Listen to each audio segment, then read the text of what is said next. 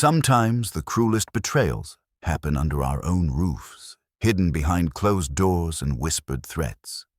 We trust those closest to us, never imagining they could harbor such darkness in their hearts. Hakon Ironsoul was a giant Viking warrior who had conquered foreign lands and defeated countless enemies, but he never suspected that his own wife, Lady Yrsa, was tormenting their young maid, Brynhild. For months, the gentle girl suffered in silence, bearing scars and bruises while everyone looked away.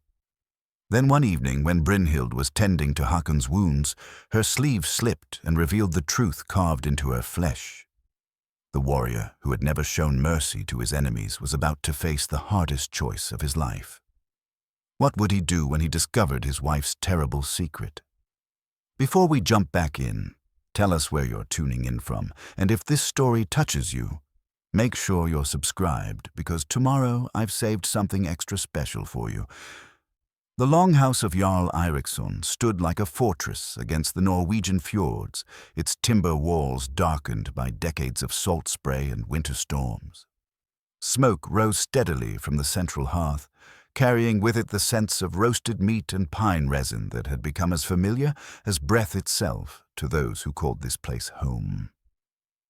In the flickering firelight, shadows danced across carved dragon heads that adorned the massive support beams, their eyes seeming to watch over the daily rituals of a household that had known both prosperity and sorrow.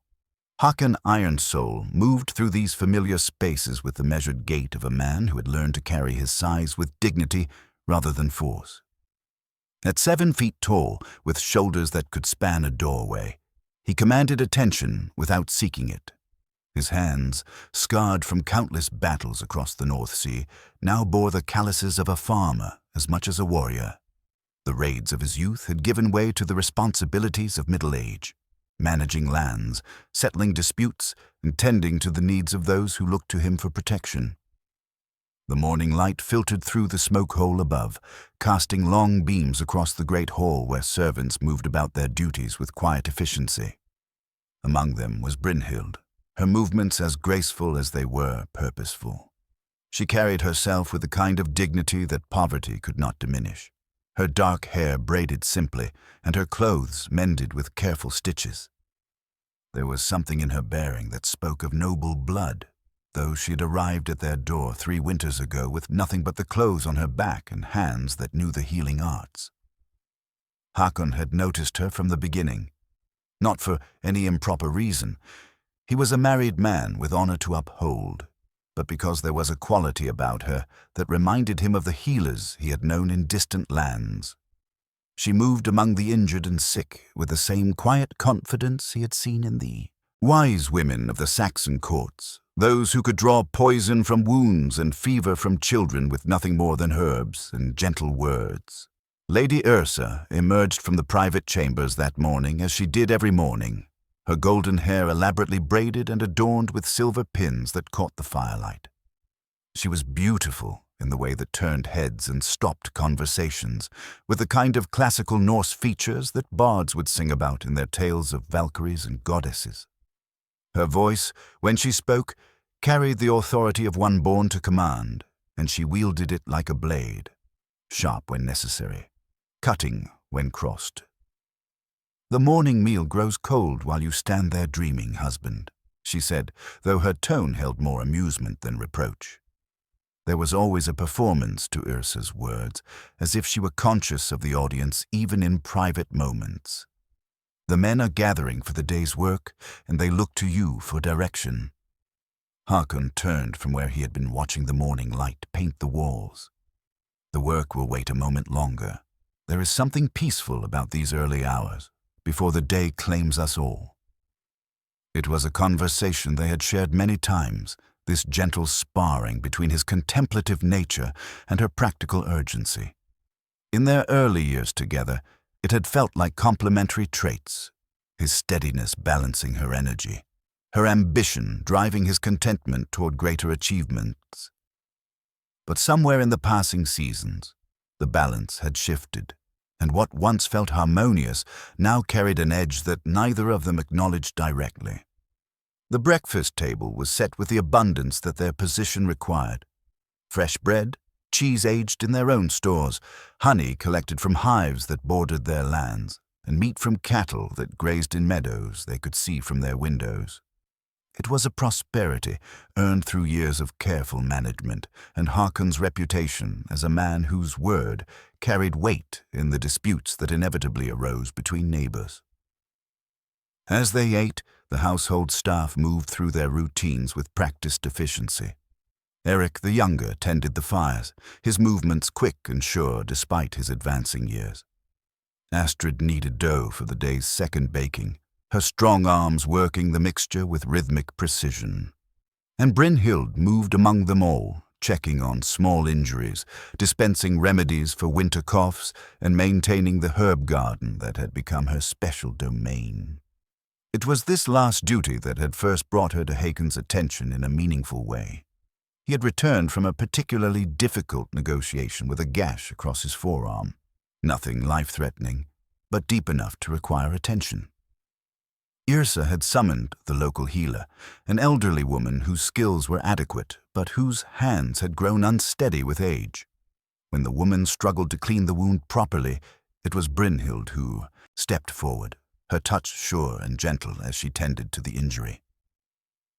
"You have training in this work," Hakon had observed, watching as she applied a poultice that drew out the heat and pain with remarkable efficiency. "My mother taught me, before she died," Brynhild had replied, her voice soft but clear. "She said that to heal others is to honor the gods who gave us these gifts." There had been something in that moment, a recognition of shared values perhaps, or simply the relief of competent care that had made Hakon take notice of the quiet young woman who asked for so little and gave so much in return. From that day forward, when injuries or illness struck the household, it was Brynhild they turned to first, and she had never failed to respond with skill and compassion. But this morning carried a tension that Hakon could not quite identify. As he observed the familiar routines, he noticed small things that seemed somehow different. The way Brynhild kept her sleeves pulled down despite the warmth from the cooking fires. The manner in which she avoided looking directly at Lady Yrsa during their brief exchanges. The careful distance she maintained from the high table where the family took their meals. These observations troubled him in ways he could not articulate. Hakon had learned to trust his instincts during his years as a warrior. The ability to sense danger before it revealed itself had saved his life more than once. But this was different, more subtle, like trying to grasp smoke with bare hands. Whatever shadow had fallen across his household was too elusive to name, yet too persistent to ignore. The morning progressed, as mornings do, with each person attending to their appointed tasks. Hakon met with his overseers to discuss the spring planting, reviewed the accounts with his steward, and settled a minor dispute between neighbors over grazing rights. These were the responsibilities that had replaced the excitement of raids and battles, and while he sometimes missed the clarity of armed conflict, he had found satisfaction in the more complex challenges of leadership during peacetime. It was late in the day when he returned to the long house, his shoulders stiff from bending over ledgers, and his mind tired from weighing the competing claims of proud men. The evening meal was being prepared, filling the great hall with the rich scents of roasted meat and baked root vegetables. The fire had been built up against the cooling air, and the familiar warmth embraced him as he entered. But as he moved toward his chair at the head table, something made him pause. Perhaps it was the way the firelight caught Brynhild as she bent over the cooking pot, or the particular angle of her movements as she stirred the evening stew. For just a moment, her sleeve pulled back from her wrist, and in that brief instant, Hakon glimpsed something that made his blood run cold. There, circling her wrist like a bracelet, were marks that no honest work could have made. Dark bruises in the distinct pattern of fingers gripped too tightly, too often, the kind of marks that spoke of deliberate cruelty rather than accidental harm. The moment passed as quickly as it had come. Brynhild straightened, Her sleeve fell back into place, and the evening routine continued as if nothing had changed. But for Hakon, everything had changed. The shadow he had sensed all day now had a shape, and that shape filled him with a cold fury that he had not felt since his days on the battlefield. As he took his place at the table and accepted the bowl that Brynhild served with downcast eyes, Hakon began to understand that the greatest battle of his life was not behind him, as he had thought, but still ahead. And unlike the enemies he had faced with sword and shield, this one wore a familiar face and shared his bed each night. The revelation came 3 days later, when the shadows of evening stretched long across the longhouse floor and most of the household had retired to their chambers.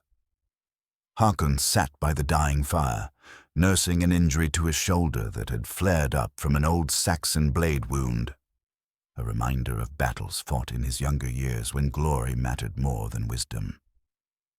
The pain had grown worse throughout the day, spreading down his arm like liquid fire. He had said nothing to Yrsa about the discomfort, knowing that she would summon the old healer whose trembling hands caused more pain than relief.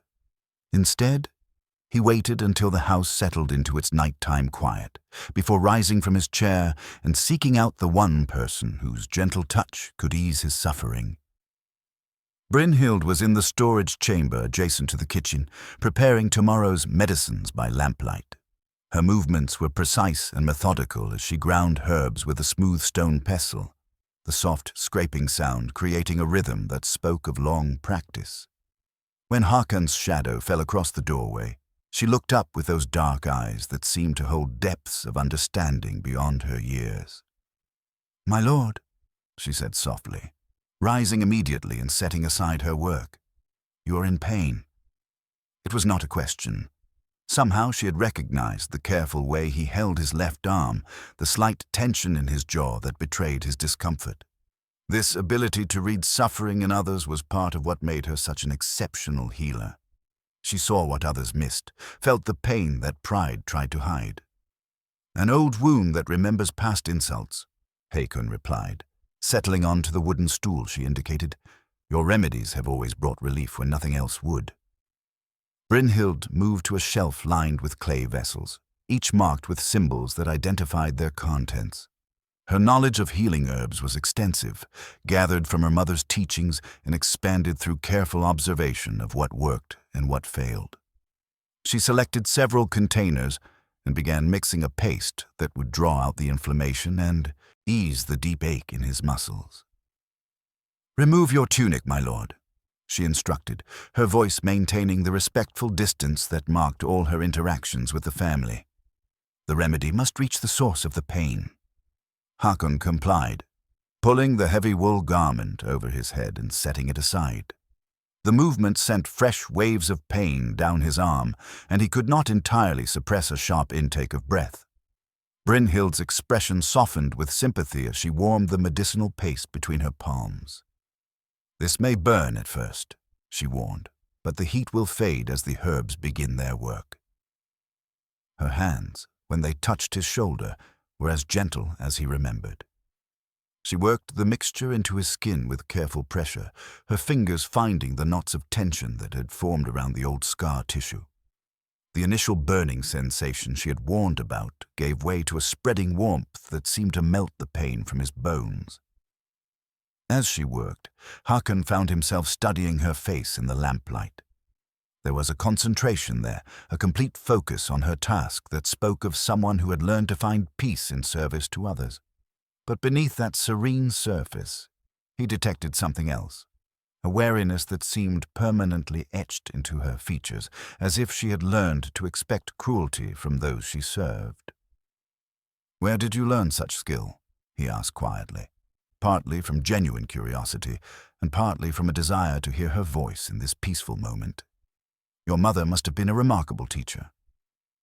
A shadow passed across Brynhild's features, and her hands paused for just a moment in their gentle ministrations. "She was the healer for our village before the sickness took her.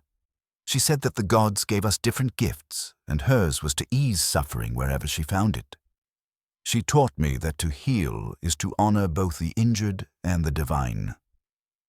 There was something in the way she spoke of her mother, a combination of love and loss that resonated deeply with Hakon's own understanding of grief. He had lost his father in battle when he was barely more than a boy, and the memory of that towering figure still visited his dreams, offering guidance that he desperately needed but could no longer receive. "She would be proud of the woman you have become," he said simply. "Your gifts have brought comfort to many in this household." Brynhild's hands stilled completely at his words, and when she looked up, there were tears gathering in her eyes. For a moment, the careful mask of servitude slipped away, revealing the young woman beneath, vulnerable, grateful, and achingly alone in a way that struck Hakon like a physical blow. "Thank you, my lord," she whispered, her voice thick with emotion. "That means more to me than you could know." She returned to her work with renewed focus, but something had changed in the atmosphere of the small chamber. The professional distance that usually marked their interactions had softened into something more personal, more real. Hakon found himself acutely aware of her presence, the soft sound of her breathing, the warm scent of the herbs on her hands, the careful way she avoided letting her eyes meet his for more than a moment. As she reached across him to apply the paste to a particularly tender spot near his shoulder blade, her tunic sleeve caught on the rough edge of the wooden stool. There was a soft, tearing sound, and suddenly her sleeve was pulled back to her elbow, exposing her entire forearm to the lamplight. What Hakon saw in that moment would haunt him for the rest of his days. Her arm was covered in bruises, not the yellow-green marks of old injuries, but the deep purple and black of recent violence. Some were clearly fingerprints, as if someone had gripped her arm with crushing force. Others were long, thin marks that could only have come from a switch or thin rod applied with deliberate cruelty. And just above her wrist, barely healed, were what looked like burn marks, small round scars that spoke of torture with heated metal. The silence that followed was deafening. Brynhild had frozen the moment her arm was exposed, her breath catching in her throat as she realized what he could see. Slowly, her eyes met his, and in them he read a terror so profound that it made his heart break. "My lord," she began, her voice barely above a whisper, but he raised his hand to stop her. "Who did this to you?" His voice came out rougher than he intended, the fury building inside him, making it difficult to speak calmly. She shook her head quickly, tugging her sleeve back down with trembling fingers. "Please, my lord, I cannot—" "Brynhild!" He said her name with such gentle authority that she stopped trying to cover the evidence of her suffering. "I have sworn an oath to protect those who dwell under my roof. Tell me who has harmed you." For a long moment she stared at him with those dark eyes, full of fear and desperate hope. When she finally spoke, her words came out in a rush, as if she had to say them quickly before her courage failed. She said no one would believe me. She said that if I spoke of it, she would have me cast out into the winter with nothing, and I would die in the cold like the worthless creature I am. She said— Her voice broke, and she covered her face with her hands. Hakon did not need her to say the name. The terrible understanding was already settling over him like a shroud, bringing with it a rage so pure and cold that it felt like stepping into a frozen lake. His wife, the woman he had trusted, the mother of his household, the person who shared his bed and his table, had been torturing this gentle girl under his very roof. "How long?" he asked, his voice deadly quiet. "Since the first winter," Brynhild whispered through her tears. "It started with small things, harsh words, extra work. But when she realized that you sometimes spoke kindly to me about the healing, it grew worse. She said I was trying to steal what belonged to her, that I was a threat to her position in this house." The room seemed to spin around Hakon as the full scope of his blindness became clear. For 2 years, while he had gone about his daily life, while he had shared meals and conversation and the intimacy of marriage with Yrsa, she had been conducting a campaign of systematic cruelty against someone under his protection, someone whose only crime had been serving his household with skill and devotion. He stood slowly, his shoulder forgotten in the face of this overwhelming revelation. Brynhild shrank back, perhaps afraid that his anger was directed at her for speaking the truth. But when he looked at her, his eyes held nothing but compassion and a determination that was terrifying in its intensity. "You will never suffer at her hands again," he said, and each word carried the weight of an unbreakable vow. "I swear this to you on the memory of my father and the honor of my name." That night, Hakon did not return to his chamber. Instead, he sat by the dying fire in the great hall, staring into the embers and planning what he would do when the sun rose again. The dawn brought no peace to Hakon's troubled mind. He had spent the long hours until sunrise wrestling with questions that had no easy answers. How had he been so blind to what was happening in his own home? How many nights had Brynhild gone to her small chamber bearing fresh wounds while he slept peacefully beside the one who had inflicted them? The weight of his failure as protector and leader pressed down on him like a stone. As the first pale light crept through the smoke hole above, Hakon rose from his chair by the cold hearth and began to pace the length of the great hall. His footsteps echoed in the empty space, marking time as his mind worked through the implications of what he had learned. This was not a problem that could be solved with sword or axe, much as part of him wished for such simple solutions. This required strategy, careful thought, and above all, discretion. The household began to stir as morning progressed. Eric the Younger emerged from his sleeping alcove and set about rebuilding the fire, glancing curiously at his lord, but saying nothing about finding him already awake and dressed. Astrid appeared from the kitchen chambers, her arms laden with the day's first loaves, still warm from the ovens. And eventually, quietly, Brynhild slipped from her quarters to begin her morning duties. "She moved differently today," Hakon observed. Where before there had been a natural grace to her movements, now there was a careful deliberation, as if she were conscious of being watched. When their eyes met across the hall, she quickly looked away, her cheeks coloring with what might have been embarrassment or fear. The revelation of the night before hung between them like an unspoken secret, changing everything while changing nothing at all. Lady Yrsa appeared as she always did, perfectly groomed and radiating the confident authority that was her hallmark. She swept into the great hall with the bearing of a queen entering her court, golden hair catching the firelight and silver ornaments chiming softly with each step. Her wedding ring gleamed on her finger, a thick band of carved silver that Hakon had commissioned from the finest smiths in the region, set with amber from the Baltic shores. "You rose early, husband," she observed, settling into her chair at the high table. "I trust your shoulder is feeling better this morning." The innocent nature of her question struck Hakon like a blow. She knew exactly why he had sought out Brynhild's healing skills, just as she likely knew the outcome of that encounter.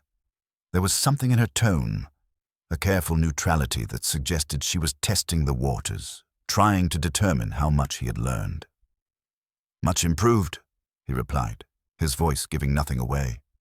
Brynhild's remedies continued to prove their worth. A flicker of something crossed Yrsa's features, too quick to identify, but there nonetheless. How fortunate that we have someone so skilled in the healing arts. Though I sometimes worry that she takes on too much responsibility for one so young. Perhaps we should consider finding additional help for the more difficult tasks. The words were spoken with apparent concern, but Hakon heard the threat beneath them. Yrsa was suggesting that Brynhild might be removed from her current position, sent away where she could no longer serve as a reminder of whatever jealousy had sparked this campaign of cruelty. It was a masterful display of manipulation disguised as compassion. "I find her work entirely satisfactory," Hakon said carefully. "She has proven herself invaluable to this household." The breakfast proceeded in a manner that appeared normal to casual observation, but for Hakon, every moment was charged with new meaning. He watched as Brynhild served their meal, noting how she kept her sleeves carefully in place, how she avoided meeting Yrsa's gaze directly, how she seemed to hold her breath whenever she came close to the high table. These were not the behaviors of a content servant, but of someone living in constant fear. More troubling still was Yrsa's behavior. She spoke to Brynhild with apparent kindness, asking after her health and complimenting her on the preparation of various dishes. But beneath the pleasant words, Hakon detected an undercurrent of menace. The praise came with just a touch too much emphasis. The questions carried subtle probing that suggested consequences for wrong answers, and her smile never quite reached her eyes. After the morning meal, Hakon retreated to his study, a small chamber where he conducted the business of managing his lands and settling disputes among his people. The room contained his most prized possessions, chests filled with silver earned through trade and battle, legal documents establishing his rights and responsibilities, and maps showing the extent of his holdings. But today, none of these material symbols of success brought him any satisfaction. He spent the morning in meetings with his overseers, but found it difficult to concentrate on discussions of crop rotations and livestock breeding. His mind kept returning to the image of Brynhild's injured arm, to the terror in her eyes when she realized he had seen the evidence of her suffering. Every time someone mentioned Lady Yrsa, asking for her approval on household purchases or seeking her judgment on minor disputes, he felt his jaw tighten with suppressed anger. It was near midday when Sven the blacksmith arrived with news that would complicate an already difficult situation. Sven was an old friend who had served alongside Hakon during their raiding years, a man whose counsel he valued and whose loyalty was absolute. But today, Sven brought word that tested that friendship in unexpected ways. "There are rumors spreading through the settlement," Sven said without preamble, settling his massive frame into the chair across from Hakon's desk. "Talk about your household that you should know about." Hakon looked up from the land agreements he had been pretending to review. "What manner of talk?" "Some say that you have grown too fond of the young healer," Sven replied, his weathered face grim with the unpleasantness of his message. "They claim she has bewitched you with her arts, that she seeks to replace Lady Yrsa in your affections." The accusation hung in the air between them like a poisoned blade. Hakon understood immediately where such rumors must have originated. Yrsa was already moving to protect herself, spreading stories that would discredit both him and Brynhild if the truth of her cruelty became known. It was a shrewd strategy that would turn any attempt to seek justice into apparent confirmation of improper behavior. "And what do you believe?" Hakon asked quietly. Sven studied his old friend's face with the keen perception of someone who had shared both battle and peace. "I believe that you are a man of honor who would not dishonor his marriage vows. But I also believe that something troubles you deeply, and that this trouble has to do with your household." For a moment, Hakon considered telling Sven everything, laying out the evidence of Yrsa's cruelty and asking for his counsel in addressing it.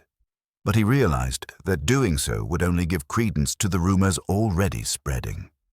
If he appeared to be defending Brynhild too vigorously, it would seem to confirm the accusations of improper attachment.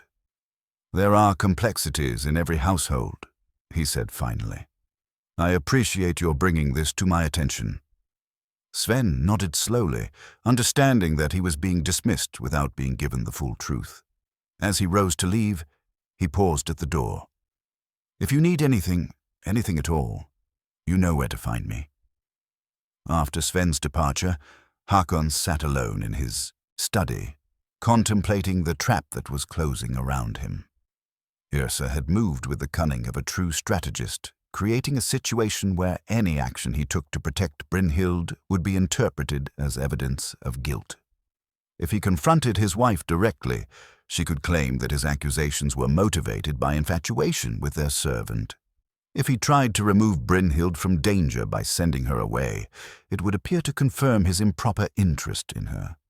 The afternoon wore on as he wrestled with these dilemmas, and eventually evening approached without bringing any clarity to his situation. As the household prepared for the day's final meal, Hakon made his way back to the great hall with a heavy heart and a mind still churning with impossible choices.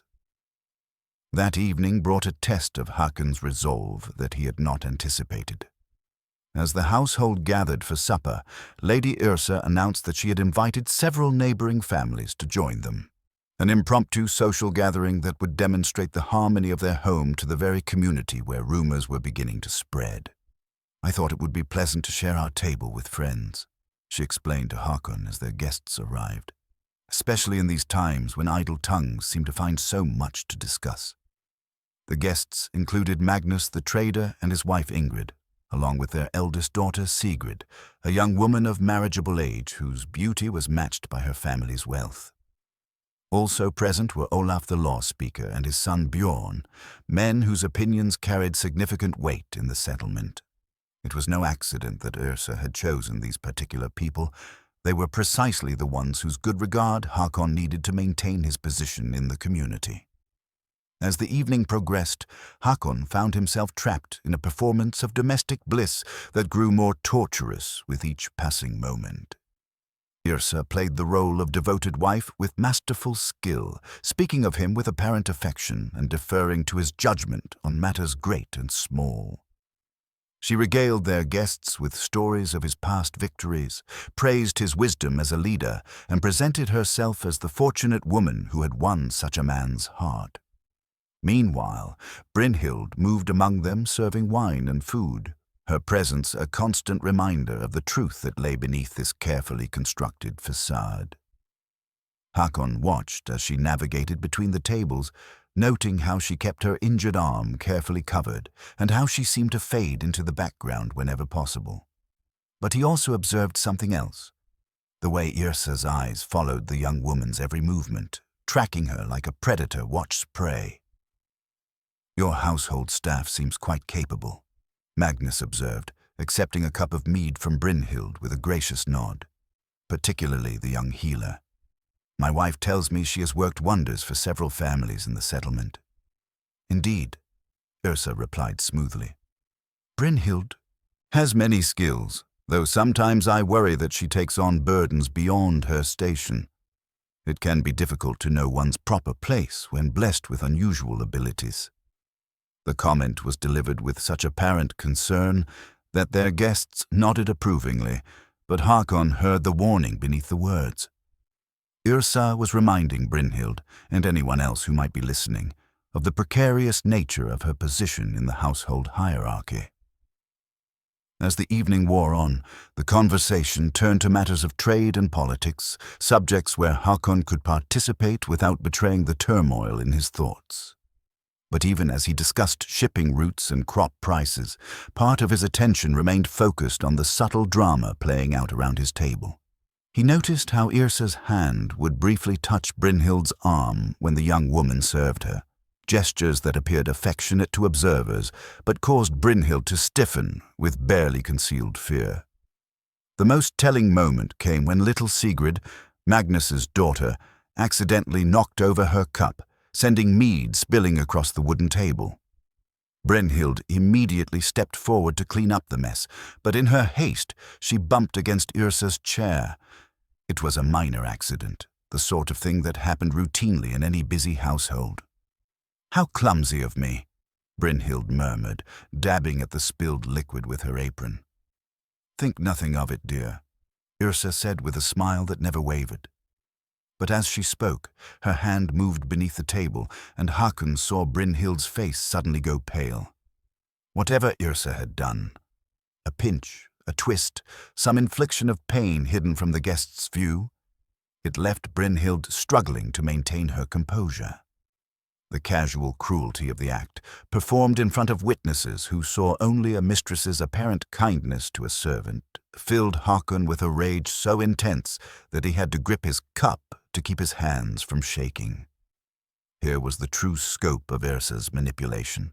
She could torment her victim even in public, confident that her reputation and position would prevent anyone from seeing the truth. After their guests departed, expressing gratitude for the generous hospitality and praising the harmony of the household, Yrsa retired to her chambers with apparent satisfaction. She had accomplished exactly what she intended, reinforcing her image as a devoted wife while simultaneously demonstrating her continued power over Brynhild. The evening had served as both shield and sword, protecting her from suspicion while deepening her victim's isolation. Hakon found himself alone in the great hall once again, but this time he was not content to simply sit by the fire and contemplate his dilemma. He made his way quietly to the kitchen area, where Brynhild was finishing the tasks of cleaning up after their guests.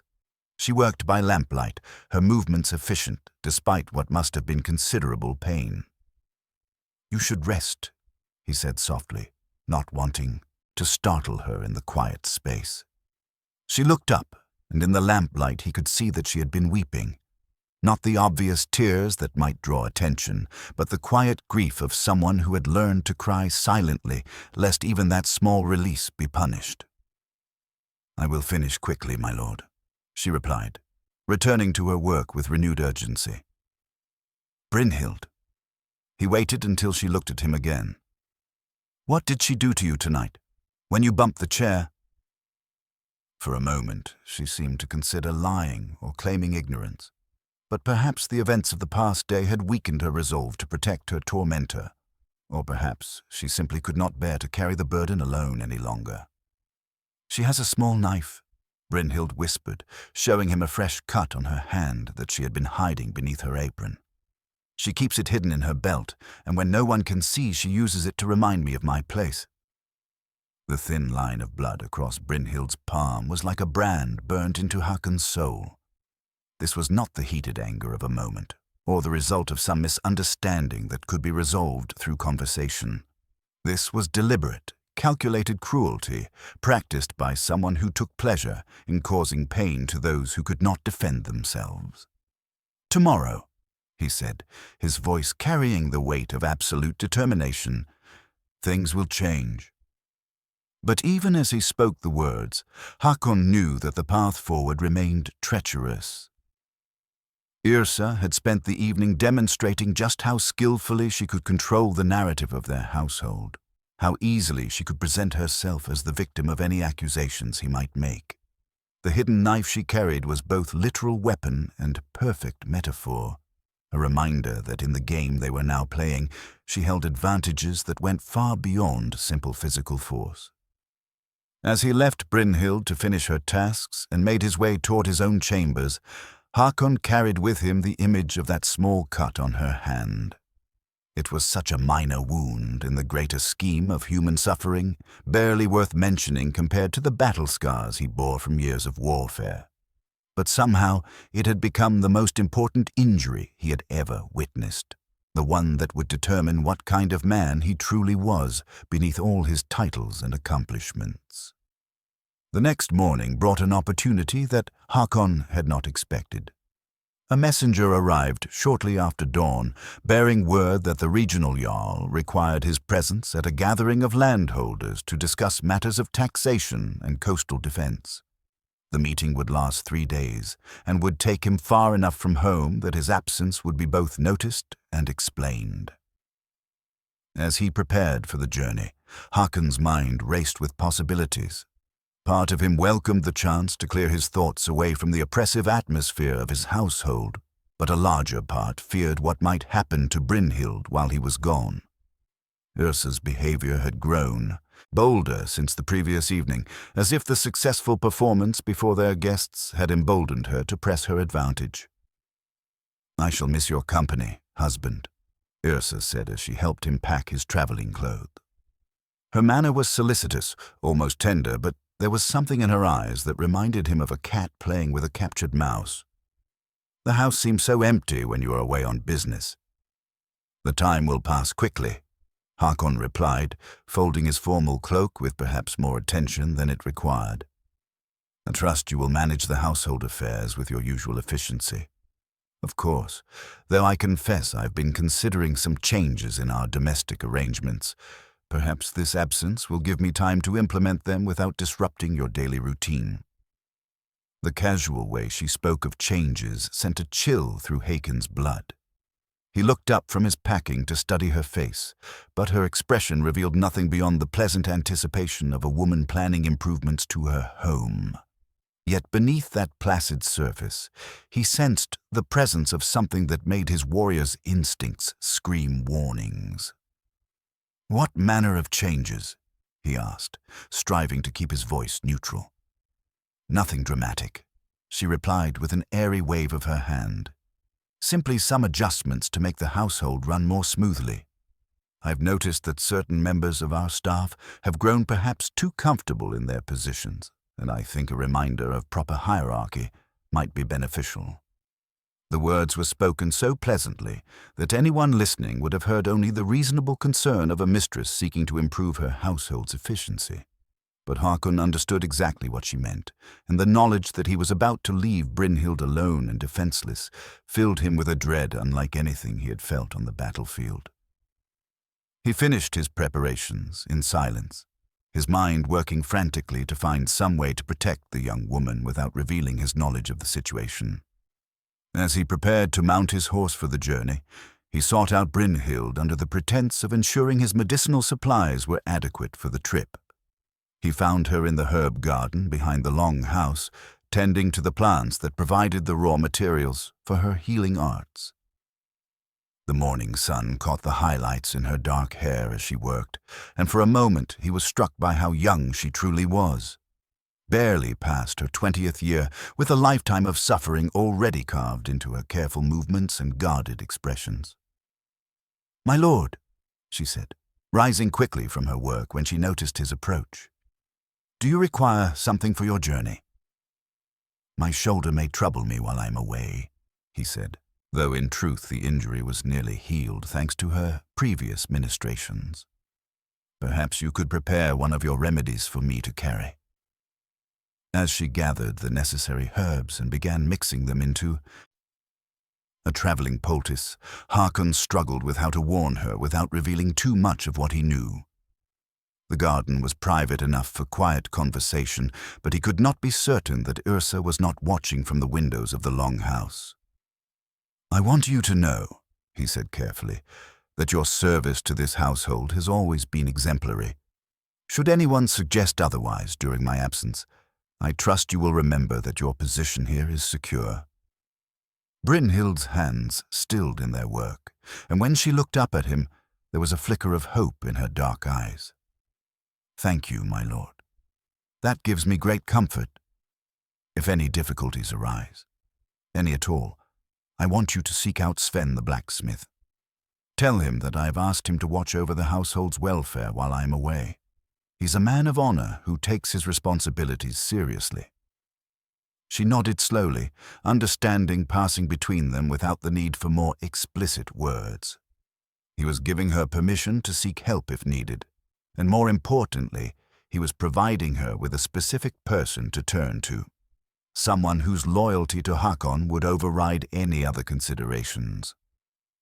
The journey to the Jarl's court proceeded without incident, but Hakon found it difficult to focus on the discussions of trade routes and defensive fortifications that occupied the other landholders.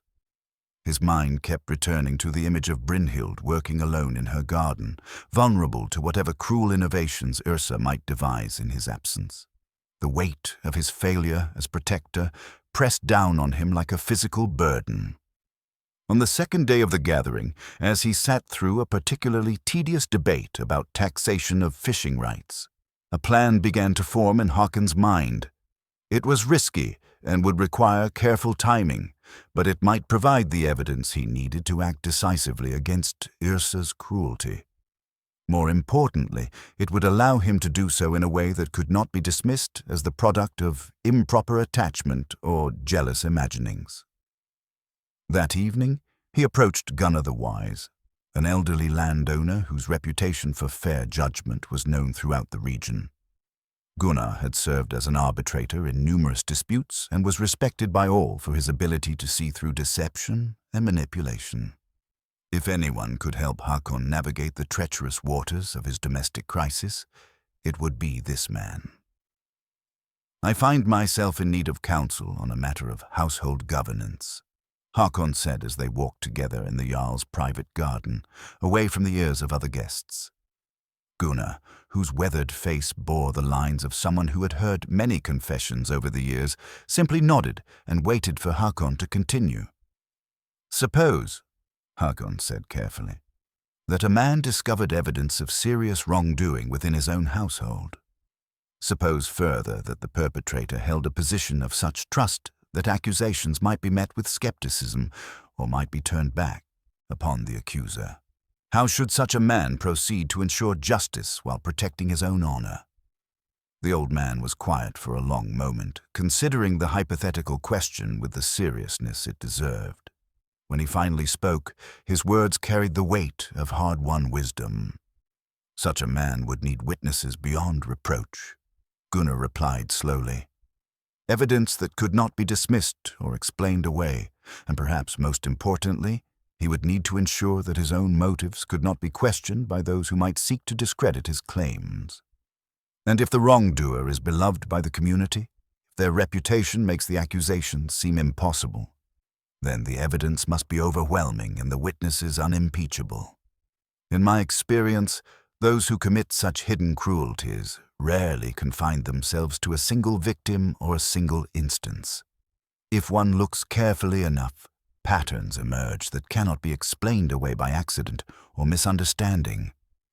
As they returned to the main hall for the evening's feast, Hakon carried with him a new understanding of what he would need to do. Gunnar had essentially confirmed what his own instincts had told him, that confronting Yrsa directly would not be enough. He needed to create a situation where her true nature would be revealed to witnesses who could not be accused of bias or improper motivation. The question that remained was whether Brynhild would survive long enough for him to implement such a plan. As he joined the other guests for their meal, Hakon found himself counting the hours until he could return home, praying that his fears about what was happening in his absence would prove unfounded. Hakon's return to his longhouse on the fourth day revealed a household that appeared perfectly normal on the surface, but felt fundamentally changed beneath. The servants went about their duties with their usual efficiency. The fires burned warmly in their hearths, and Lady Yrsa greeted him with what seemed like genuine pleasure at his homecoming. Yet something in the very air of the place spoke of recent trauma, like the lingering echo of thunder after a storm has passed. "Welcome home, my dear husband," Yrsa said, rising from her embroidery to embrace him as he entered the great hall. "We have missed your presence terribly. The household seems incomplete when its master is away." Her kiss of greeting was warm and lingering, performed for the benefit of the servants who moved about the hall. But as she drew back from him, Hakon caught something in her eyes, a glitter of satisfaction that reminded him uncomfortably of the expression he had seen on the faces of warriors who had just won a particularly bloody victory. "I trust all went well in my absence?" he asked, allowing his gaze to sweep the hall as if making a casual survey of his domain. "Quite well," she replied smoothly, "though I did find it necessary to make a few adjustments to our household arrangements. Nothing that should concern you, merely some minor corrections to ensure proper order." The word corrections sent a chill through Hakon's blood, but he maintained his expression of mild interest. "What manner of corrections?" "Oh, small things, really. I noticed that some of our staff had grown rather presumptuous during your absence, perhaps forgetting their proper stations. A few gentle reminders were required to restore the appropriate balance." As she spoke, Hakon's eyes found Brynhild across the hall, and what he saw there made his heart clench with fury and grief. The young woman moved with the careful precision of someone in considerable pain, and though she kept her sleeves properly in place, he could see the subtle signs of fresh injuries in the way she held herself. More troubling still was the change in her demeanor. Where once there had been quiet dignity, now there was the defeated posture of someone whose spirit had been systematically broken. The evening meal proceeded with Yrsa maintaining a cheerful commentary about the various events of his absence, but Hakon barely heard her words. His attention was focused entirely on observing the subtle dynamics that played out before him, He noticed how the other servants seemed to avoid looking directly at Brynhild, how they gave her a wider berth than usual, how even Eric the Younger, normally kind to everyone, seemed nervous when their paths crossed. Most damning of all was Brynhild's behavior toward Yrsa, where once there had been the respectful wariness of a servant toward a demanding mistress, now there was something approaching terror. She flinched when Yrsa spoke to her, trembled when required to approach the high table, and seemed to hold her breath during every interaction as if expecting sudden violence. After the meal, when the household had settled into its evening routines, Hakon made his way to the smithy where Sven worked late into the night, hammering out horseshoes by lamplight. The steady ring of metal on metal provided a comforting rhythm as Hakon approached his old friend, but the expression on Sven's weathered face when he looked up told a story that no words could improve. "You look troubled, old friend," Hakon observed, settling onto a wooden stool beside the anvil. Sven set down his hammer and wiped his hands on his leather apron, his movements heavy with the weight of bad news. "There are things you need to know about what happened while you were away, things that a man should not have to tell his oldest friend." "Tell me." "The second day after you left, Lady Yrsa summoned the young healer to her private chambers. She claimed that some of your wife's jewelry had gone missing, and she accused the girl of theft." Sven's voice was carefully controlled, but Hakon could hear the anger beneath his measured words. She demanded that Brynhild submit to a search to prove her innocence. The implications of this struck Hakon like a physical blow. Such a search would have required Brynhild to remove her clothing, exposing all of the injuries that she had worked so hard to conceal. More than that, it would have given Yrsa the opportunity to inflict new torments under the guise of thorough investigation. "The girl came to me afterward," Sven continued, his voice growing quieter. "She did not speak of what had happened, but I could see that she had been badly hurt. She could barely walk, and her hands shook so badly she could hardly hold a cup. I offered her shelter in my house, as you had instructed, but she refused. She said that running away would only make things worse when you returned." Hakon felt a rage building inside him that was different from any anger he had ever known. This was not the clean fury of battle or the righteous indignation of a man wronged, but something deeper and more dangerous, the cold wrath of someone who had watched innocence be systematically destroyed by deliberate cruelty. "Was anyone else present during this search?" he asked, though he already suspected the answer. "Only Lady Yrsa and the girl. Your wife claimed that such a delicate matter required privacy to protect the household's reputation. Very convenient that no witnesses were present to contradict whatever story she might choose to tell." The next morning brought new evidence of Yrsa's escalating campaign. Hakon rose early and made his way to the kitchen where he found Brynhild attempting to prepare the morning meal despite obvious difficulty using her hands. When she saw him approaching, she quickly turned away, but not before he glimpsed the fresh bruising around her wrists and the careful way she moved that suggested injuries to her ribs. "Let me see," he said quietly, his voice carrying the authority of an unquestioned command. For a moment, she seemed about to refuse, but something in his tone must have convinced her that further concealment was pointless. Slowly, reluctantly, she extended her hands toward him, and what he saw there made him understand that Yrsa's cruelty had reached new depths during his absence. Her palms were marked with small burns, deliberate, precise injuries that could only have been inflicted with heated metal. The pattern was too regular to be accidental, too carefully placed to be anything other than torture, designed to cause maximum pain while remaining hidden beneath her everyday tasks. "She used her hairpins," Brynhild whispered, tears streaming down her face. "She heated them in the fire and pressed them into my hands while she searched for her missing jewelry. She said it was to encourage me to confess to the theft, but we both knew there was nothing to confess to.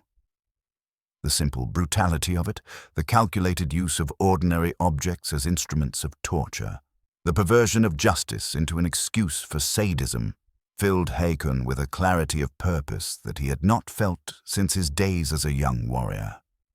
This was no longer a matter of household management or marital diplomacy. This was war, fought in shadows and silence, and it required the same decisive action that had once made him feared across the northern seas. "It ends today," he told her, and in his voice she heard the iron certainty of a man who had made his final choice.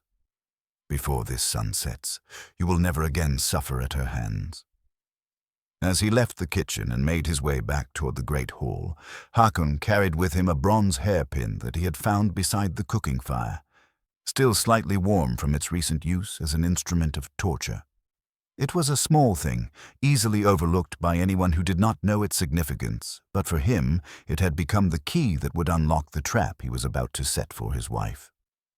The revelation came not from careful investigation or elaborate planning, but from an unexpected source that changed everything Hakon thought he knew about his household. As he prepared to confront Yrsa with the evidence of her cruelty, old Eric the Younger approached him with trembling hands and a confession that would redefine the entire conflict. "My lord," the elderly servant said, his voice barely above a whisper, "there is something I must tell you before you act, something I should have spoken of years ago, but fear kept me silent." Hakon paused in his preparations, noting the genuine terror in the old man's eyes.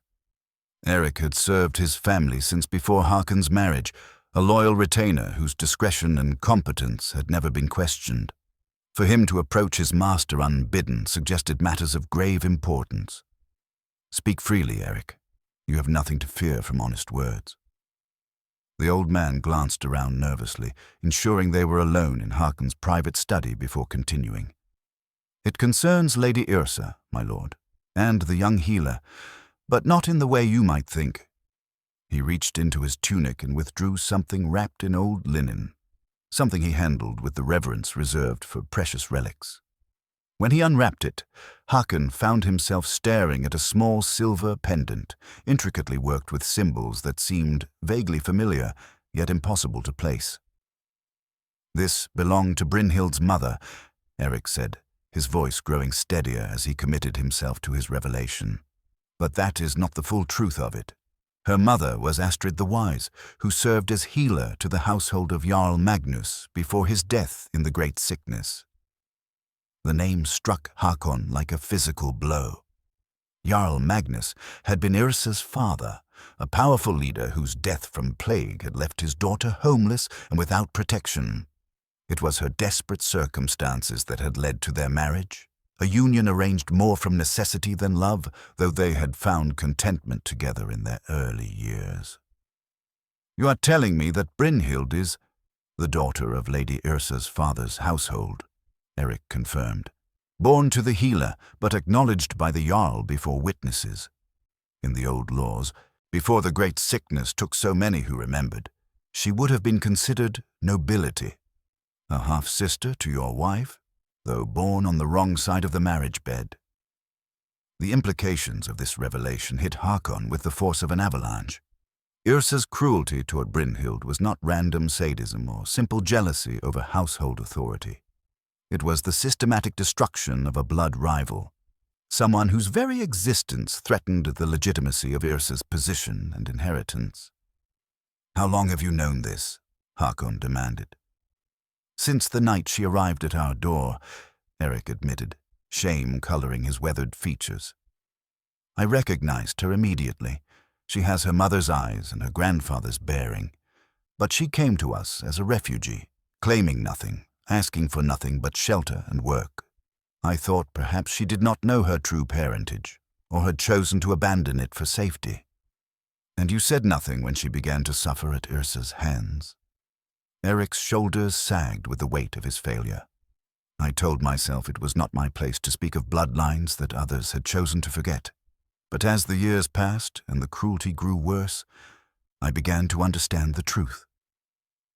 Lady Yrsa knew exactly who Brynhild was from the moment she arrived. The torment was not madness or jealousy, it was calculated elimination of a threat." Hakon turned the silver pendant over in his hands, studying the intricate knotwork that marked it as the product of master craftsmen. This was not the sort of ornament given to common servants, but the kind of heirloom passed down through noble bloodlines. The fact that Brynhild had kept it hidden all these years suggested that she did indeed know her heritage, but had chosen silence over the dangers that claiming her birthright might bring. "There is more, my lord," Eric continued, his voice now urgent with the need to unburden himself completely. "The marriage contract between your family and Jarl Magnus's household. I helped draft those documents in my younger years when I served as scribe. There was a provision regarding other heirs, should any be discovered after the Jarl's death. Your wife has been in violation of those terms for 3 years. The legal implications were staggering. If Brynhild's true parentage could be proven, she would have legitimate claims to a portion of the inheritance that had passed to Yrsa through marriage. More than that, her acknowledged noble birth would elevate her status in the community to a level where the treatment she had received would be seen not as household discipline, but as a crime against her person and bloodline. "Why do you tell me this now?" Hakon asked. "Because I can no longer bear the weight of my cowardice," Eric replied simply. "I've watched an innocent suffer while holding the key to her salvation. But more than that, I've seen how the knowledge of her rival's presence has poisoned Lady Yrsa's heart. What began as calculated, cruelty has become something darker, an obsession that will not end until one of them is destroyed." Hakon stood in silence for a long moment, absorbing the magnitude of what he had learned. Everything he thought he understood about his household, his marriage, and the conflict consuming his home had been transformed by this revelation. Yrsa's behavior was not the product of feminine spite or household jealousy, but the actions of someone fighting to protect an inheritance built on the deliberate suppression of a rightful heir. "Does Brynhild know that you possess this knowledge?" he asked finally. "I believe she suspects, but we have never spoken directly of it. She's wise enough to understand that claiming her birthright openly would likely result in her death.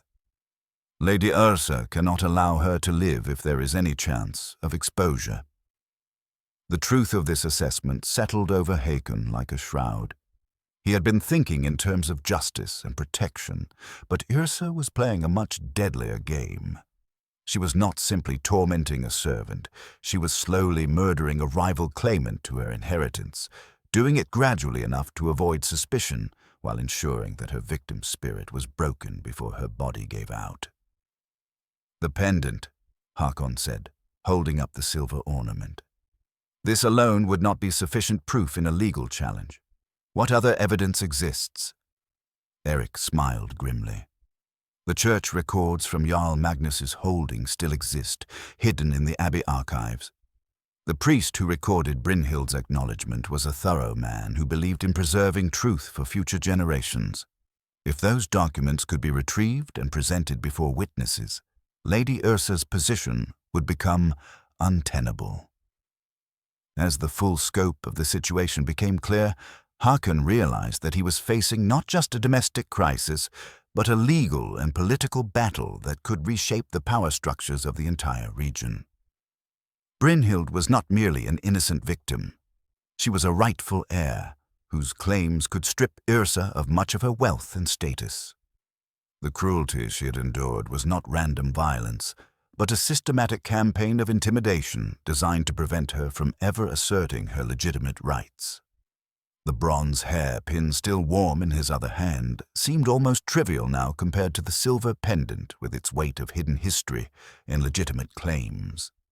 He was holding the instruments of 2 very different kinds of justice, one immediate and personal, the other legal and far-reaching in its implications.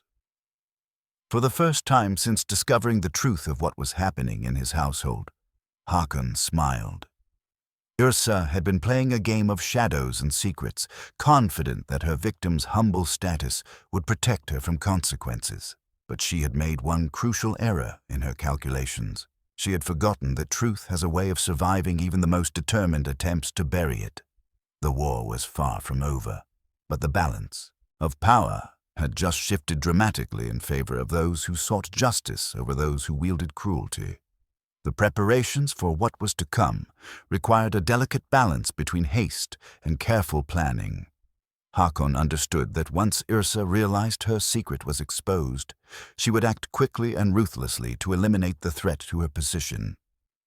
Brynhild's life hung by the thinnest of threads, protected only by Yrsa's need to maintain appearances until she could devise a permanent solution to her rival's existence. Hakon's first move was to dispatch his most trusted messenger on an urgent journey to the abbey where the church records were kept. The monk who had served as archivist there was an old acquaintance from Hakon's trading days, a learned man who valued truth above political convenience. If anyone could retrieve and authenticate the documents proving Brynhild's legitimate birth, it would be Brother Aldrich. "Tell him that the matter concerns the rightful inheritance of Jarl Magnus's bloodline," Hakon instructed his messenger. "Say that justice long delayed requires immediate attention and that the evidence he provides may save an innocent life." While waiting for the legal proof to arrive, Hakon turned his attention to gathering the witnesses he would need when the time came to present his case. This required delicate maneuvering, as he could not appear to be building opposition to his own wife without risking the very rumors that Yrsa had already begun spreading about his relationship with Brynhild. His solution was to arrange for what appeared to be a routine celebration, a feast to mark his successful completion of business at the Jarl's court. He sent invitations to all the prominent families in the settlement, including Gunnar the Wise, whose presence would lend gravity to whatever revelations might emerge. Each invitation emphasized the social nature of the gathering, making it impossible for anyone to refuse without causing offense. Yrsa received news of the planned feast with apparent pleasure, seeing it as an opportunity to further solidify her position in the community. She threw herself into the preparations with enthusiasm, directing the servants in cleaning the long house until it gleamed, planning elaborate menus that would showcase their prosperity, and selecting her finest clothes and jewelry for the occasion. "It will be wonderful to entertain properly again," she remarked to Hakon as they discussed the arrangements. "I fear we have become too isolated lately, too focused on our own small concerns. A grand feast will remind everyone of our proper place in the community." Watching her plan what she believed would be her triumph, Hakon felt a cold admiration for her strategic thinking. Even now, faced with potential exposure, she was maneuvering to strengthen her position and discredit any accusations that might be leveled against her. She had survived the political upheavals that followed her father's death through careful manipulation and calculated charm, and she clearly believed those same skills would carry her through this crisis. What she did not know was that Hakon was playing a much deeper game. Each guest he had invited served a specific purpose in the drama he was orchestrating. Magnus the trader, whose wealth and connections gave his opinions significant weight. Olaf the law speaker, whose knowledge of legal precedent would be crucial when questions of inheritance were raised. And Sven the blacksmith, whose testimony about recent events would provide the emotional context needed to make the legal revelations meaningful to the assembled witnesses.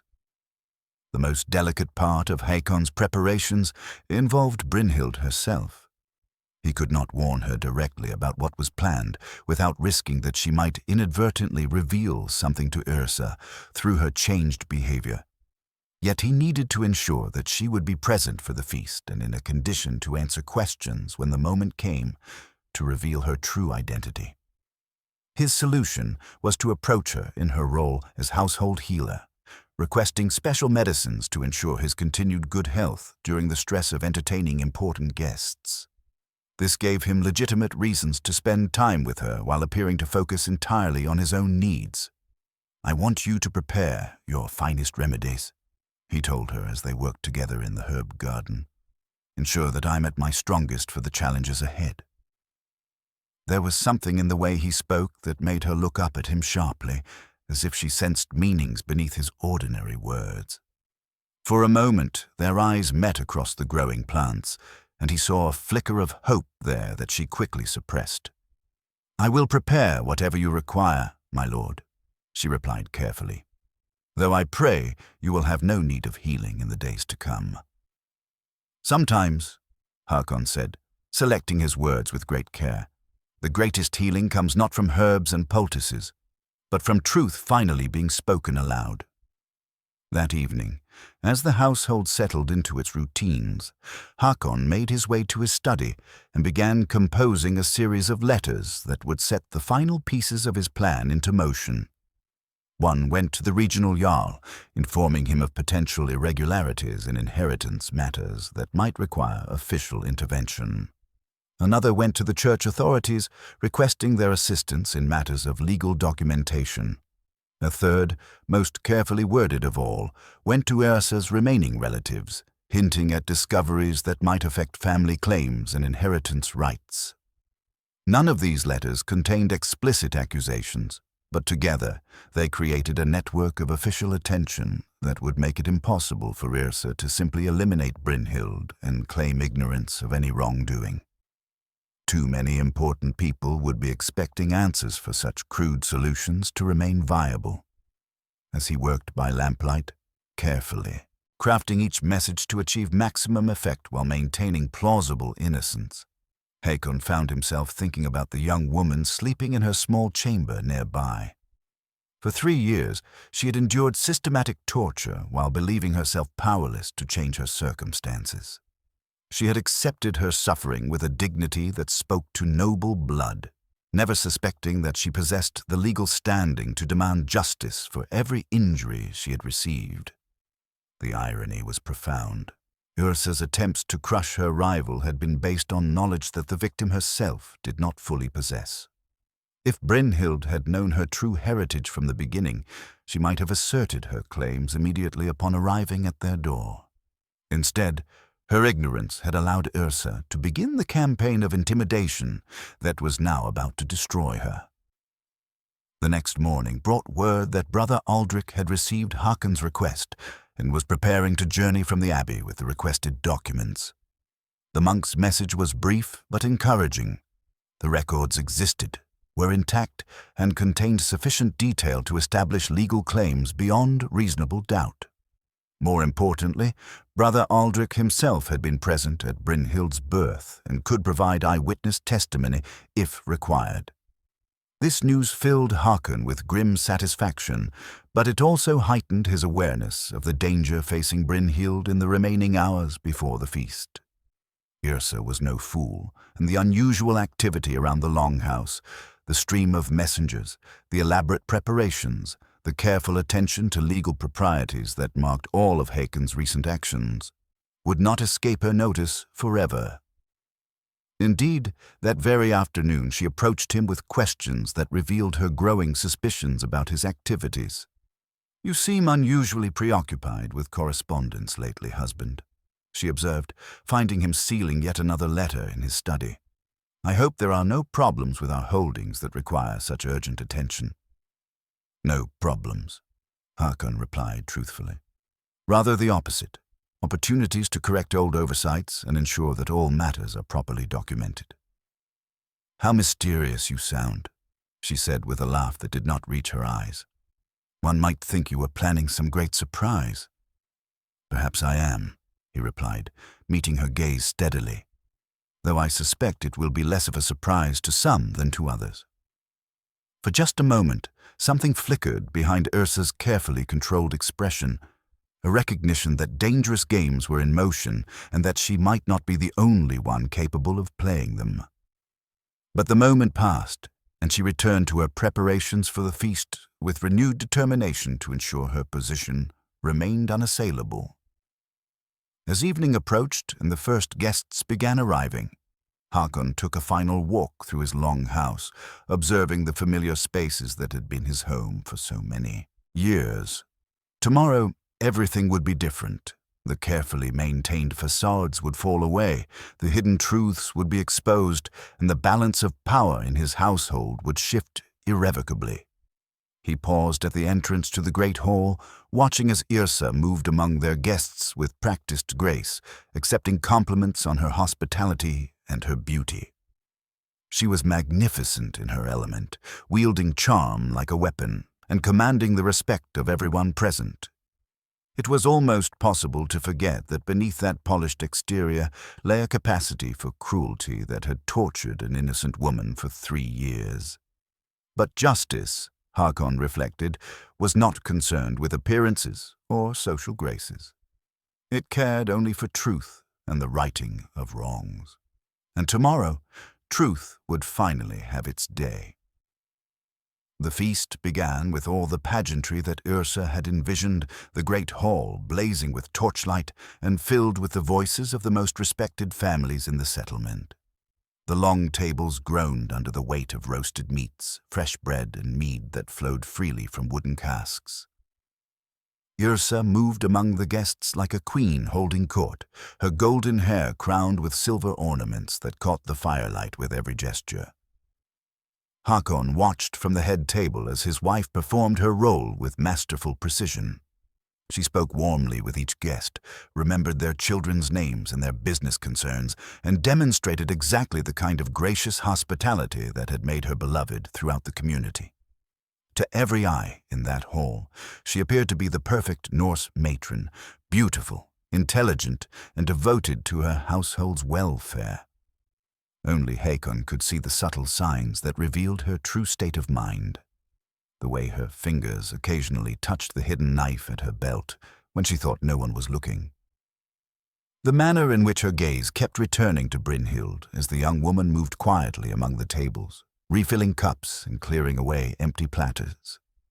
The slight tension around her eyes that suggested she was fighting to maintain her composure despite growing anxiety about the evening's true purpose. Brother Aldrich arrived just as the main course was being served, his monk's robes marking him as an outsider among the assembled landowners and merchants. Hakon rose to greet the scholar personally, noting how Yrsa's expression tightened almost imperceptibly at the sight of the church official. She had not been expecting any religious presence at their celebration, and the monk's arrival clearly struck her as an ominous development. "Brother Aldrich," Hakon said loudly enough for the nearby guests to hear, "welcome to our humble feast. I hope your journey was not too difficult." "Not at all, my lord," the monk replied, his voice carrying the authority of someone accustomed to speaking in sacred spaces. "Though I confess I am eager to complete the business that brought me here. Some matters of historical record require careful attention, particularly when they concern questions of rightful inheritance." The words fell into the cheerful conversations around them like stones dropped into still water, creating ripples of curiosity that spread through the assembled guests. Inheritance was always a matter of interest among landed families, and the formal manner of the monk's announcement suggested something more significant than routine record-keeping. Yrsa approached the head table with studied casualness, her smile never wavering despite the calculation visible in her eyes. "How mysterious, husband. I was not aware that we had any inheritance matters requiring church attention." "There are always old records to verify," Hakon replied smoothly. "Brother Aldrich has been kind enough to bring documents relating to your father's household. Perhaps after we have finished dining, he can share his findings with our guests." For just a moment, Yrsa's composure cracked and something cold and dangerous flickered across her features. She understood now that this was no social gathering, but a carefully orchestrated confrontation.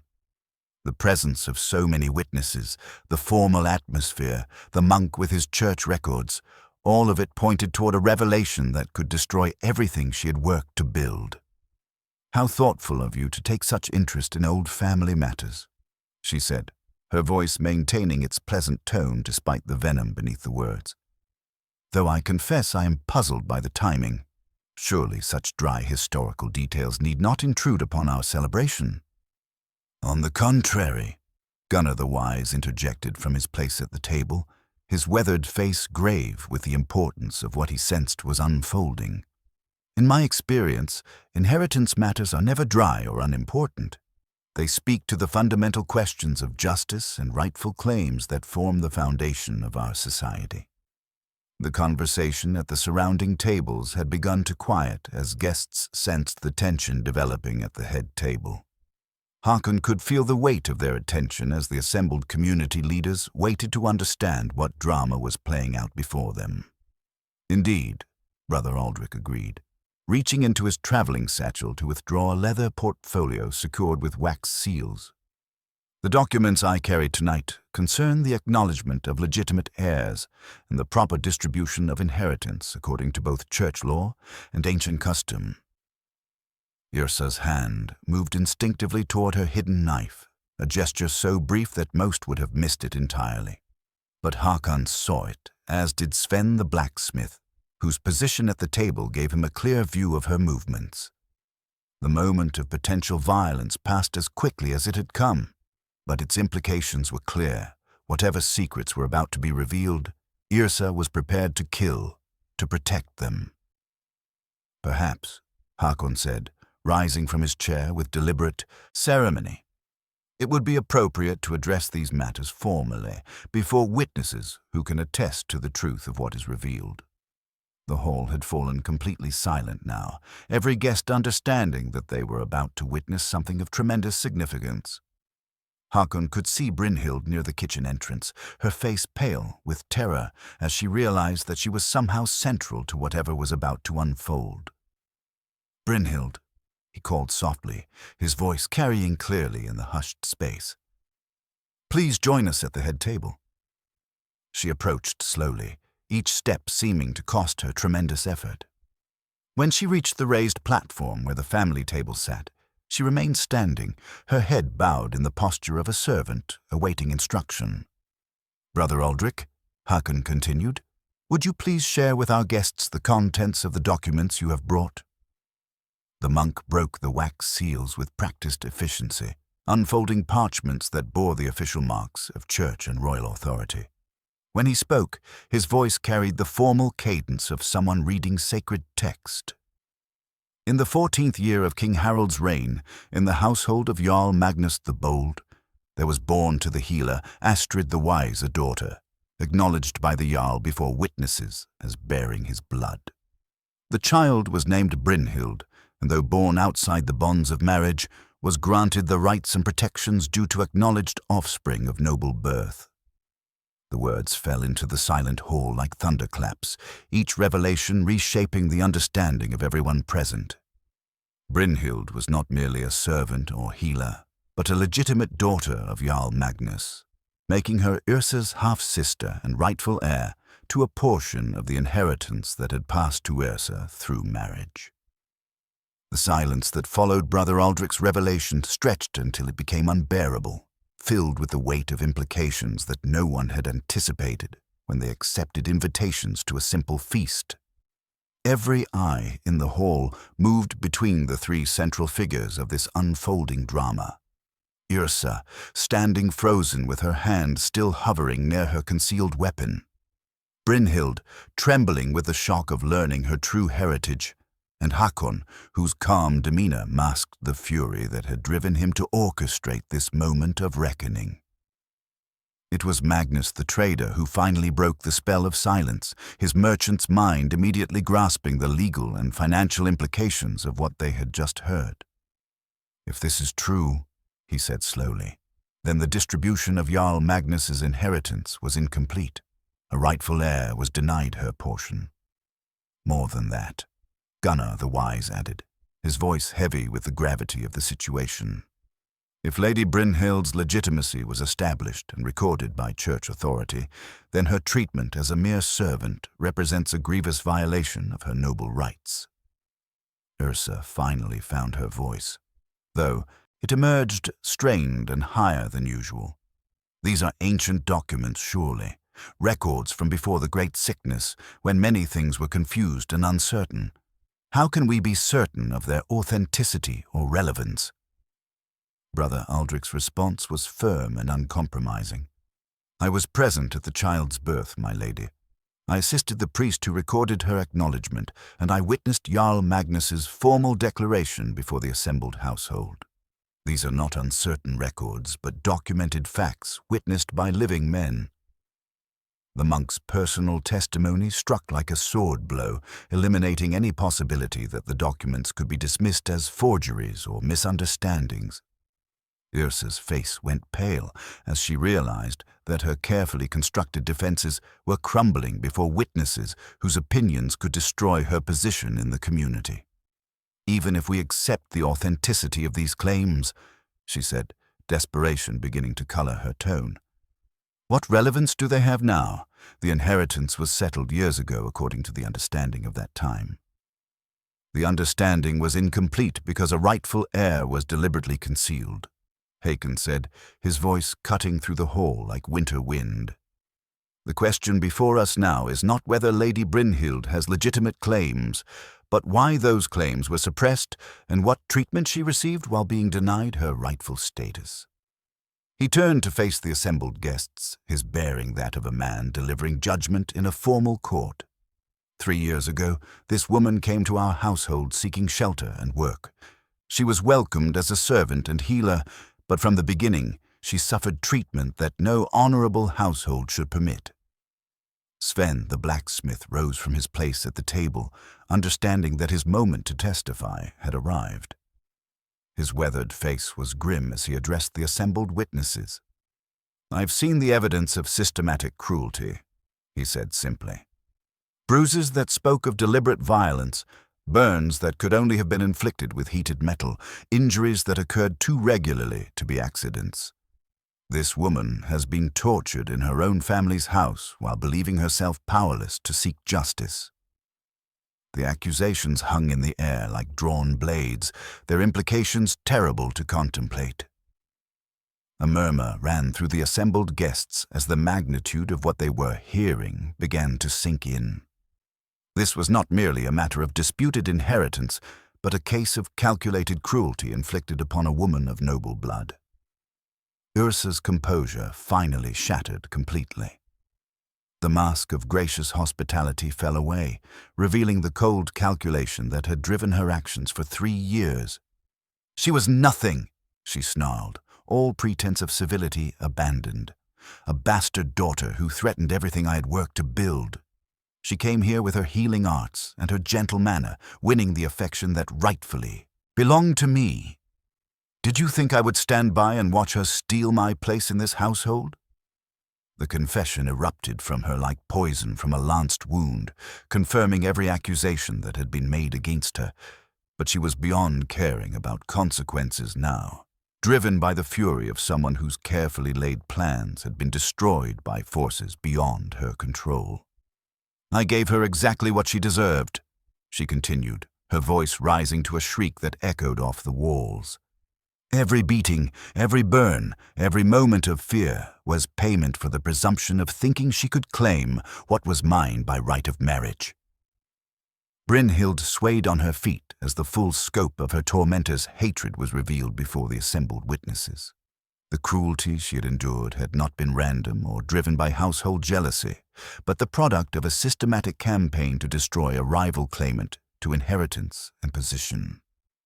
Hakon stepped forward, his massive frame radiating an authority that no one in the hall would dare challenge. When he spoke, his words carried the weight of final judgment. "You stand confessed before witnesses of noble blood of crimes against a woman of acknowledged lineage," he said, his voice deadly quiet. "You have forfeited every claim to honor, to position, and to protection under my roof." The terrible finality of his pronouncement seemed to break something inside Yrsa. With a cry of rage and desperation, she drew the hidden knife from her belt and lunged toward Brynhild with the fury of someone who had nothing left to lose. But Hakon had been expecting this moment of violence. His warrior's reflexes, honed by years of battle, allowed him to intercept her attack with a movement so swift that most of the guests saw only a blur of motion before Yrsa found herself sprawled on the floor, her weapon clattering harmlessly across the wooden planks. The great hall erupted in chaos as guests leaped to their feet, some crying out in shock, others moving to restrain the fallen woman who continued to struggle against Hakon's iron grip. Through it all, Brynhild stood transfixed, watching as her tormentor was finally brought to justice before the very community that had unknowingly witnessed years of her suffering. 3 days after the feast that changed everything, Hakon stood once more in the great hall of his longhouse, but the space felt transformed in ways that went far beyond the physical. The torches burned with the same steady light. The carved dragon heads still watched from their perches along the support beams, and the familiar sense of home, wood smoke, cooking food, and pine resin, remained unchanged. Yet everything was different because the shadows that had haunted this place for 3 years had finally been lifted. Lady Yrsa was gone, stripped of her title and sent into exile with nothing but the clothes on her back and a horse to carry her away from the settlement. The judgment had been swift and unanimous once. The assembled witnesses heard her confession and saw the evidence of her cruelty. Gunnar the Wise had pronounced the sentence in accordance with ancient law, banishment for crimes against noble blood, with the warning that any attempt to return would result in immediate death. She had departed at dawn the morning after the feast, her golden hair no longer crowned with silver ornaments, her beautiful clothes replaced by the simple garments of a common traveler. As she mounted her horse for the journey into an uncertain future, she had looked back once at the longhouse that had been her domain for so many years. The expression on her face had been unreadable. Perhaps regret, perhaps hatred, perhaps simply the hollow recognition of total defeat. Hakon had watched her departure without emotion, feeling neither satisfaction nor pity. Justice had been served, but it carried with it the weight of his own failures as protector and leader. For 3 years, evil had flourished under his roof while he remained blind to its presence. That knowledge would remain with him for the rest of his days, a reminder that authority without awareness was not true leadership. The legal matters surrounding Brynhild's inheritance had been resolved with surprising speed once Brother Aldrich's documents were authenticated by the regional court. She was formally recognized as Lady Brynhild, legitimate daughter of Jarl Magnus and rightful heir to 1/3 of the inheritance that had previously passed entirely to Yrsa through marriage. The financial settlement was substantial, enough to ensure her independence and security for life. But wealth, Hakon had observed, seemed to matter little to the young woman who had endured so much suffering while believing herself powerless. She moved through her new circumstances with the same quiet dignity that had marked her service as a healer, accepting the respect now shown her by the community while remaining fundamentally unchanged by her elevation in status. This morning, she had come to him in his study, wearing a simple blue dress that spoke of her noble heritage while maintaining the practical sensibility that had always characterized her appearance. The silver pendant that had helped prove her identity hung openly at her throat now, no longer hidden but worn with the quiet pride of someone who had finally claimed her rightful place in the world. "I wanted to thank you," she said, settling into the chair across from his desk, the same chair where Sven had delivered the warnings that helped save her life. "Not just for revealing the truth, but for seeing me as worthy of protection when I could not see it myself."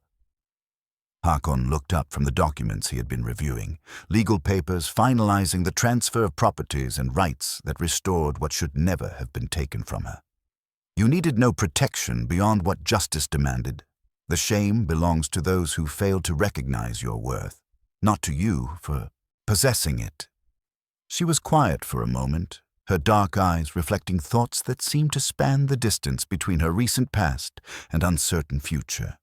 When she spoke again, her voice carried a strength that had been forged in the fires of undeserved suffering. "I've decided to use my inheritance to establish a sanctuary," she said, "a place where those who suffer in silence can find refuge and healing. Too many bear their pain alone because they believe no one will listen or care." The nobility of her vision struck Hakon with humbling force. She could have chosen to use her newfound wealth for personal comfort or revenge against those who had stood by while she suffered. Instead, she was channeling her experience toward protecting others who might face similar cruelties. "It will be a worthy legacy," he said simply. "Your mother would be proud of the woman you have become." As evening approached and the household settled into routines that no longer carried the weight of hidden violence, Hakon found himself reflecting on the lessons learned through this ordeal. Power without justice was meaningless, authority without awareness was dangerous, and sometimes the greatest acts of courage came not from those who wielded swords, but from those who endured suffering with dignity while waiting for truth to emerge. The bronze hairpin still rested in his desk drawer, no longer evidence of torture, but a reminder of how easily cruelty could disguise itself behind respectable facades. Beside it lay Brynhild's silver pendant, returned to her now but forever, linked in his memory with the revelation that had transformed everything. The longhouse felt peaceful now in ways it had not for years. Servants moved about their duties without fear. Conversations flowed naturally without the undercurrent of tension that had marked every interaction during Yrsa's reign, and the very air seemed cleaner somehow, as if the departure of systematic cruelty had purified the space where so much suffering had occurred. As he prepared for sleep that night, Hakon paused at the window that looked out over his lands, fields and forests that would soon be shared with the woman who had rightfully inherited them. Justice had been served, truth had prevailed, and innocence had been vindicated. It was not a perfect ending, for the scars of the past would never fully heal, but it was a good ending, one that honored both the demands of law and the deeper requirements of human decency. In the months that followed, travelers would speak of the sanctuary that Lady Brynhild established on her inherited lands, a place where healing arts and legal protection were offered to any who sought refuge from cruelty or injustice. They would tell stories of the giant warrior who had risked everything to protect someone he saw as worthy of justice, and of the quiet healer whose strength proved greater than the forces arrayed against her. But for now, in the peaceful darkness of a household finally free from the shadows that had haunted it, there was simply the satisfaction of knowing that sometimes, when all seems lost, truth finds a way to emerge, and justice claims its rightful place in the world.